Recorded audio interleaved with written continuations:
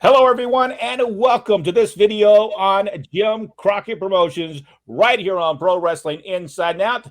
This is part 2, and Jack, I think you're going to start us off. The steep decline in ratings for the Saturday evening WWF show and viewers clamoring for GCW's return began to make the WWF's move a money-losing one. Eventually, McMahon cut his losses and sold the time slot to Jim Crockett Promotions for $1 million. The chain of events and McMahon's refusal to sell the network to Turner instead were critical in Turner's later decision to purchase Jim Crockett Promotions and form World Championship Wrestling, or WCW, in its wake. An extra sense of urgency was added to Crockett's national expansion ambitions when, after Frank Tunney's death, his nephew Jack, who succeeded him, made the Toronto promotion join forces with the WWF.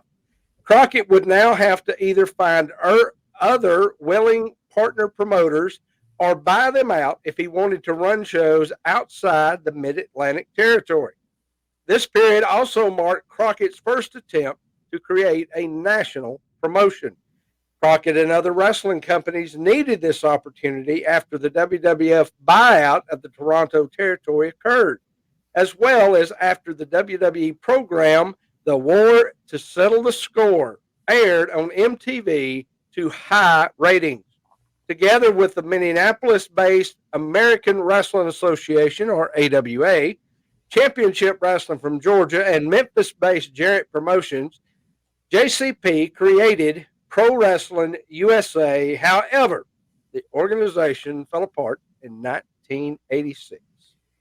Crockett bought out Ole Anderson's Championship Wrestling from Georgia on April the 6th, 1985, and was reelected NWA president.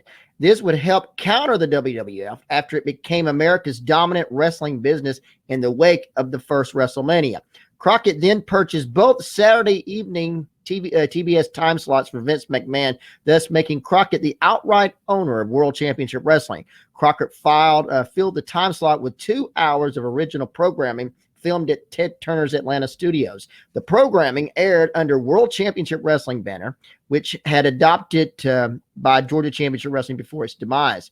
As a result of the success of World Championship Wrestling, NAD had from acquiring the Saturday night time slot, Crockett, along with JCP Booker Dusty Rhodes, was able to establish an annual summer supercard, the Great American Bash. By 1987, Crockett was elected to the third term as NWA president and gained control either through purchase or working agreements of the St. Louis Wrestling Club, Heart of America Sports Attraction, which is Bob Geigel's Central States brand, Championship Wrestling from Florida, and Bill Watts' Mid-South Sports, which operated under Mid-South Wrestling and later, upon expansion, the Universal Wrestling Federation brand names. Despite Crockett having 6 consolidated territories under his banner and leading the NWA, JCP, and the NWA were 2 separate entities, and Crockett, like all NWA promoters before him and since, was simply licensing the NWA brand names, whose true value was a credibility-infusing, fan-trusted brand named for the wrestling championships. You know, I want to talk about that just for a second.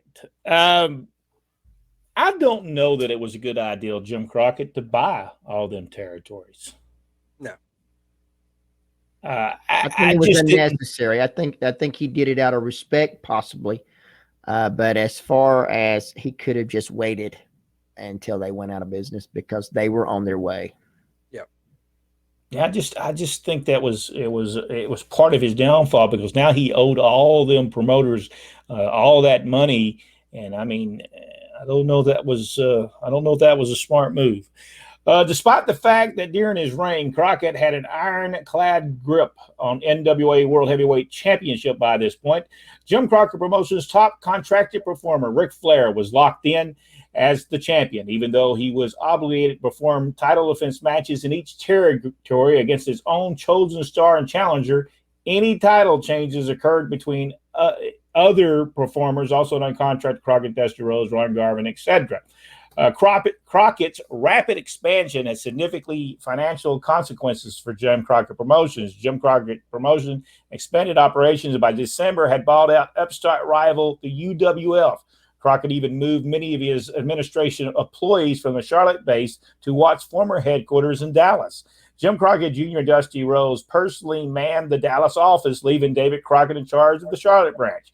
Bob Geigel, a former NWA president who bought his promotion back from Crockett in February 1987, though had a partnership, had also withdrawn from the National Wrestling Alliance. JCP began to run shows in new markets from coast to coast, often in less than sold-out arenas, greatly increasing travel costs and other overhead. JCP's first pay-per-view endeavor, 1987 Starrcade, was scheduled in its traditional Thanksgiving slot, but ran into unexpected competition from the WWF's inaugural Survivor Series pay-per-view, which was scheduled to air the same night. Not wanting to possibly lose to the WWF in direct pay-per-view competition, Crockett decided to move Starrcade's starting time to Thanksgiving afternoon, not evening. However, the WWE threatened cable companies that if they chose to air Starrcade at all, the WWF would not offer them any future pay-per-views, including that year's Survivor Series and next year's WrestleMania. At the time, the WWF was the uncontested #1 pay-per-view content provider in America, so only a handful of companies committed to JCP, devastating Starrcade 87's profitability.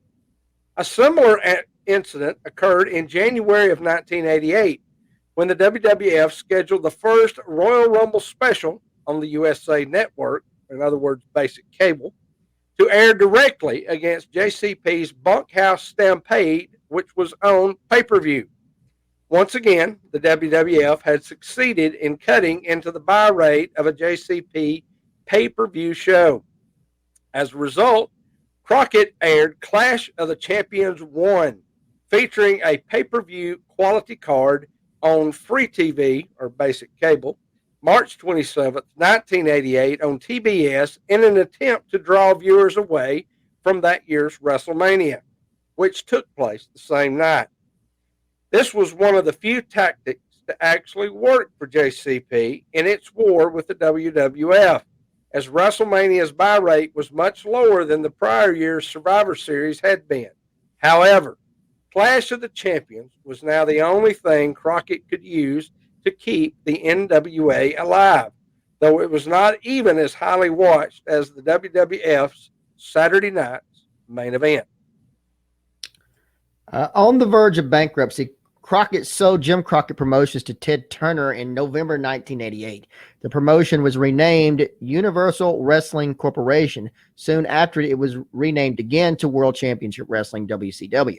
The eventual downfall of JCP, leading to its eventual sale to Ted Turner and thereby the birth of WCW, can be attributed to several factors. Magnum TA, one of the JCP's top babyfaces and performers scheduled to become the NWA World Heavyweight Champion at Starrcade in 1986, was severely injured in a car accident over 2 months before Starrcade, October 14th, and could never wrestle again. So JCP turned Major heel Nikita Koloff into face on October the 25th to take Magnum TA's place, while still being able to have a profitable build-up to Starrcade's main event. JCP alienated loyal fans in the Carolinas by moving Starrcade 87 and the Bunkhouse Stampede to arenas in Chicago and New York City, respectively.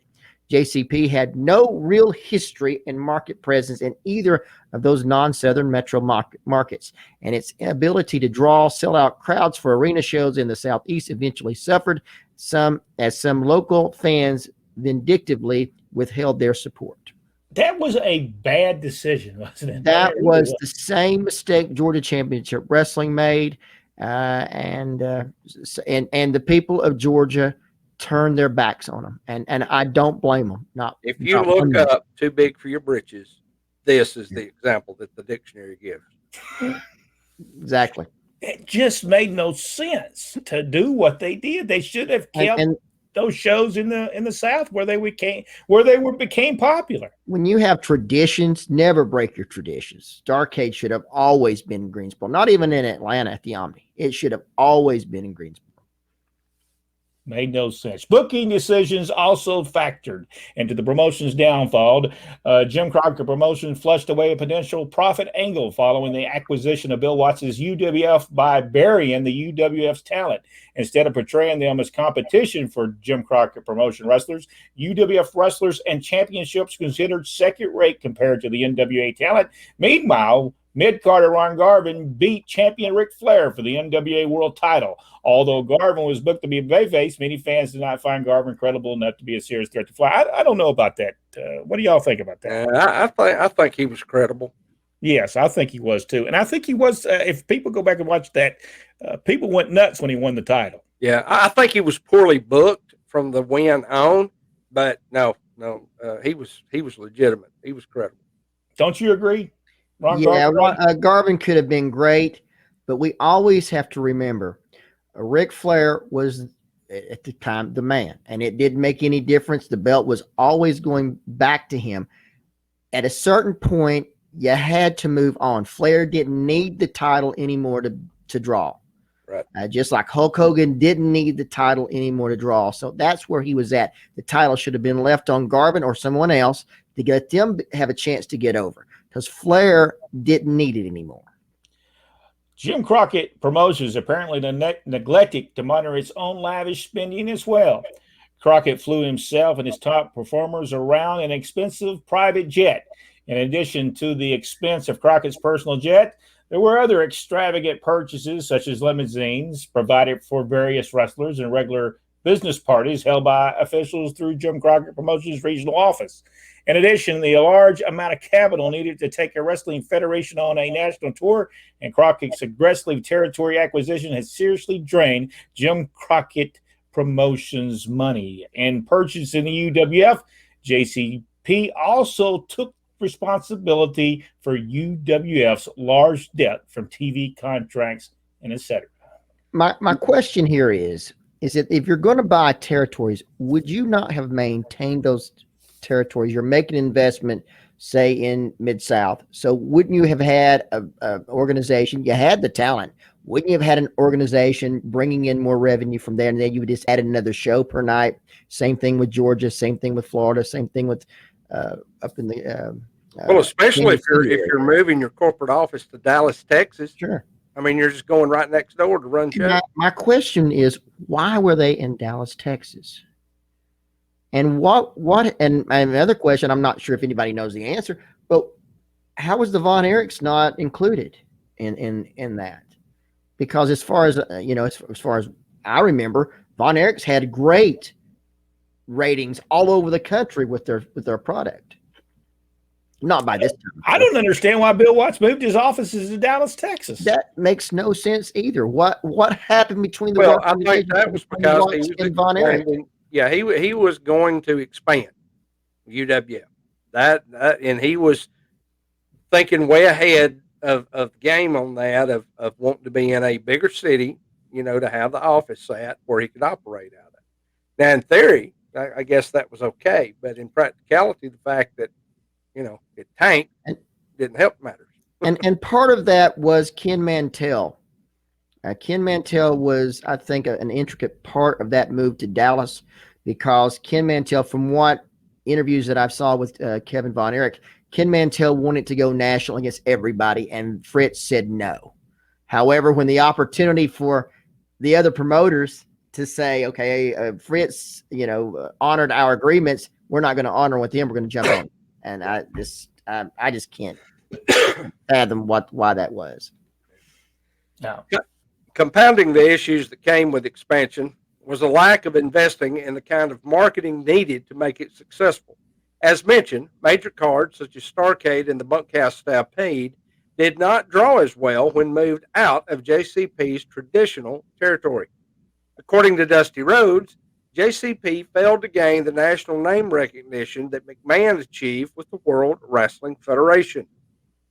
Rhodes also pointed out that with the WWF's success, McMahon was financially able to lure the top talent away from rival companies.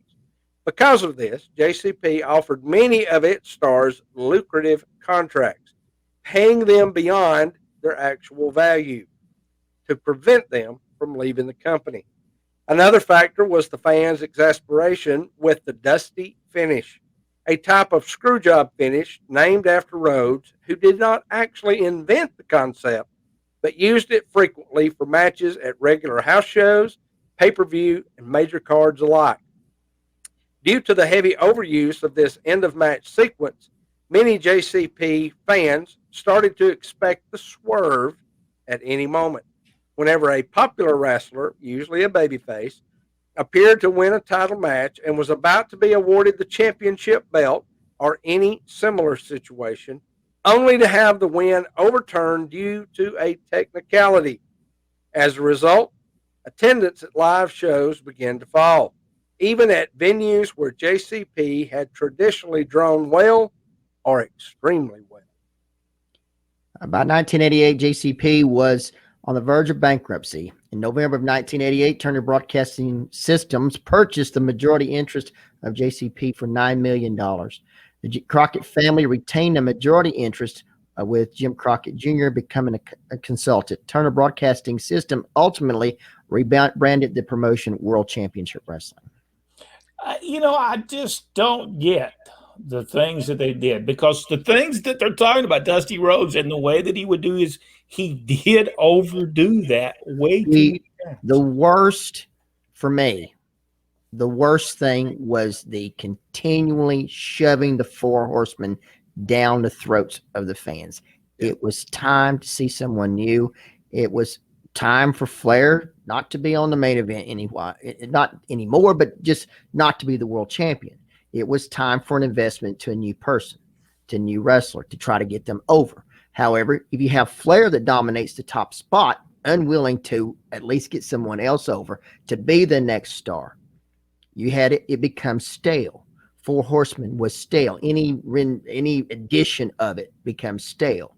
It had to move on. And that's the reason that the next thing that comes on is something different, and that is, the Four Horsemen on steroids with the New World Order.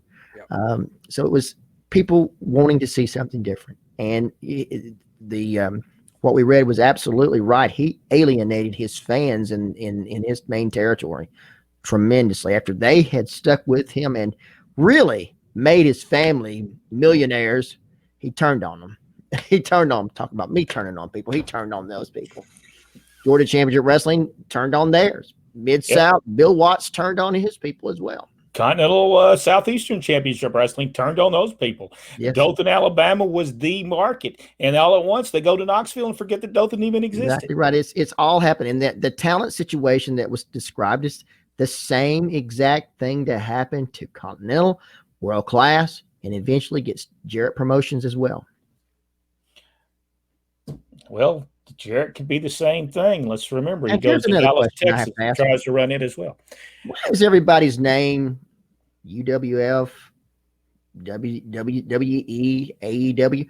You notice when we were growing up, we never called Georgia Championship Wrestling GCW. We never called it that. We never called Southeastern Championship Wrestling SCCW. We always called it Southeastern Championship Wrestling. Mid-South was never MSW. Is always Mid-South, World Class, etc. So I just wonder how that all came to be. And now you say, well, what letters am I watching tonight? I don't know. AEW. I don't know. Oh, now somebody gave us some letters to Pro Wrestling Inside Now, and I had no clue that was even. So I had somebody ask me not too long ago about, working. They said in CWF. I was thinking, I never worked in a CWF. I don't remember that. And then it dawned on me they were talking about Continental Wrestling Federation. Yeah, and we didn't call it CWF. No, that was a disaster. We were on our way to dropping the federation thing. We never wanted to be like we never honestly you can tell it, Brent, but we never wanted to be like anybody else. No. We wanted to carve out our own niche, not to copy somebody else's. All right, any final thoughts? Because this is a very this whole thing. This is sad. And, you know, when I read it, it's sad because Jim Crockett Promotions, the one that came out of the Carolinas, and even when we went there before, it was a top-notch organization. Never have there been a better wrestling promotion. Whether it One be thing I Charlotte, think Greensboro, they kept Dusty Rhodes around his booker too long. it's very possible. And they pushed Dusty too long. There's a such thing. There's a reason why when you watch Continental Championship Wrestling or Southeastern, Ron Fuller would disappear for a while. Robert Fuller would disappear. Jimmy Golden would not be there. Bob Armstrong would not be there. He was just there too long. And it's the same thing with Flair. He was just there too long.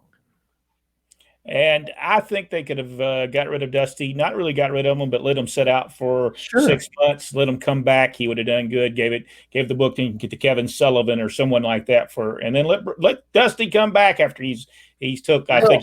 Yeah. Let's be honest. If you didn't do any, if you left him with the book, but told him he couldn't work on the shows, not even on the show. Couldn't even be in front of the camera in any capacity, I think it would have changed the way he did things. Yeah. You know, because I mean, your natural inclination when you're in charge, if you're wrestling, is you're going to push yourself because you can depend on yourself. That's right. You know, you can get your ideas over, but you have to be careful about that. And not to take away from Flair or Dusty, but if think about it, if they kept all those territories they had open, they could have shifted. They could have sent Flair to Florida. They could have sent Dusty to Texas or to Mid-South. And when they came back and been on World Championship Wrestling on the TBS show, they would have been fresh again. Yeah. People would be wanting to see them. But when you're there every single week, it just gets monotonous. The very nature of what made the territories work was that you didn't stay long. Right. You know, you stayed a year, 2 years, and then you went somewhere else. Whether you were wrestling or booking or whatever, you freshen things up. You can't draw with the same people doing the same thing year after year. It just don't work that way. Well, I'm pretty sure we'll be talking a whole lot more about Jim Crockett Promotions because there's a lot of stuff to talk about. They were around for a long time. If you enjoyed this video, give us the big thumbs up. Subscribe to the page you haven't already. Go one step further, hit that notification bell, and share. He just hit the notification. Share the video. Share it and let people know about pro wrestling inside. Did you say share it, Brent? Oh, yeah, I said share. Share it, y'all. Share. That's the word for the day. Share. Okay, share. Thank you so much. We'll see you on the next video right here on Pro Wrestling Inside Now.